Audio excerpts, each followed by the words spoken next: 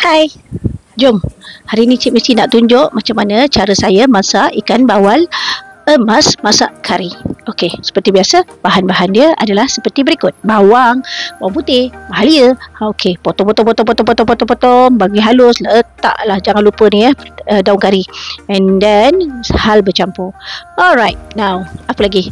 Kita perlu ada serbuk kari. Serbuk kari ni, serbuk kari apa sajalah, main bedal aja ni, dan campur dengan serbuk kari cube Maggi. Dan kemudian macam biasa kita buat macam biasalah, panaskan minyak.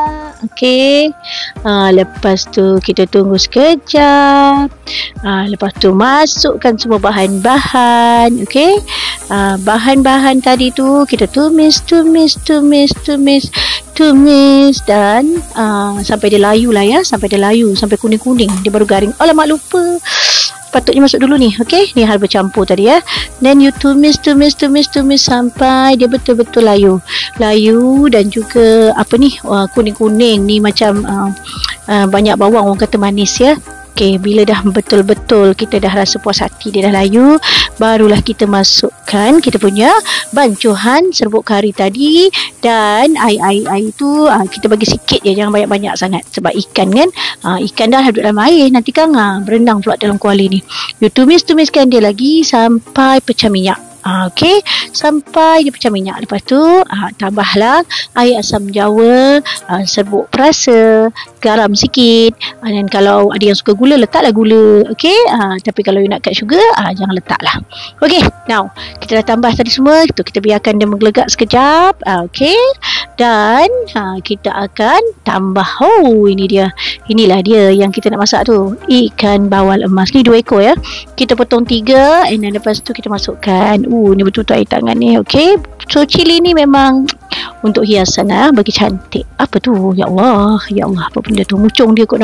Okey, ini adalah serbuk santan. Serbuk santan ni saya beli serbuk santan je tau, 1 paket je.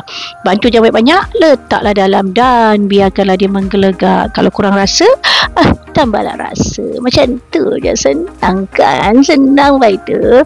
Alamak. Okey lah, hari raya kan, orang lain makan daging, Cik mesti makan. Okey, muka bangga tu, muka bangga. Okey, now nak rasa. The moment of truth, mari kita rasa. Marilah kita rasa. Kalau rasa kurang, kita tambah. Okey, not bad. Yes. Tunggu sekejap. Now, jom. Mari kita makan.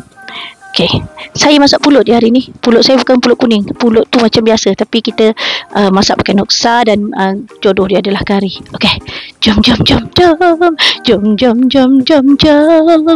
Makan dengan saya. Okey, jemput makanlah. Tengok ya. Kalau suka, tekanlah button pula, button di hujung ni ya. Follow saya, follow FOMO.